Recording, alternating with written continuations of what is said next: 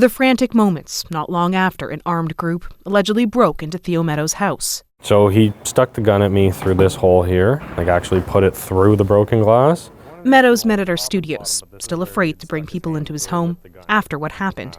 That night, as the armed intruders smashed his window, he called for help. I ran into my bedroom, grabbed my phone.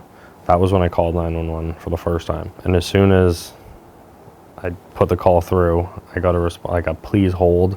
It was like a pre-recorded like ringtone sort of thing. So it was just or OPP, please hold. Meadows says he tried calling 911 twice more while the intruders were still in his home. Each time, he says, the same hold message. Meanwhile, the situation became even more frightening. As I'm telling them where they can go to the closet to find anything valuable, my 5-year-old daughter opens her door and she comes out of her room in her nightgown, just like rubbing her eyes. And this guy takes the gun off of me and puts the gun right up to her head. It was kind of the most desperate, helpless feeling I've ever had. Like, that's kind of the only way to describe it. And the guy was standing right about here. The whole ordeal, he says, over in minutes. Meadows says it wasn't until his 4th 911 call, after the group had left, that someone answered. I mean, at this point, I've kind of completely given up on police response coming to help us, because it's like everything's done.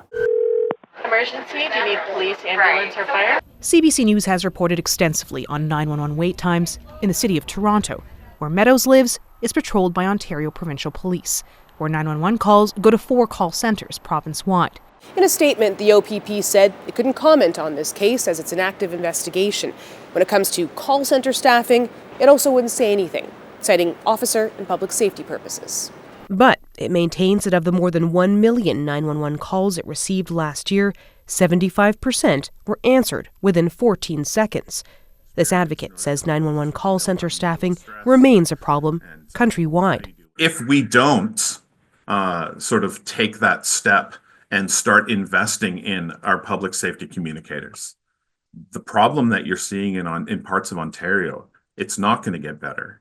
And it's probably going to get worse. While they were breaking in, there's my daughter's chalk set and sandcastle toys. Meadows says he's sharing his story to push for changes to the service. All I know is that on the worst day of my life, it didn't work at all. Farrah, Merali, CBC News, Toronto. Like the 911 operator hears someone screaming. So regardless of if we can get information or not, it's 4 in the morning. Like, well, at this point, probably 5 in the morning.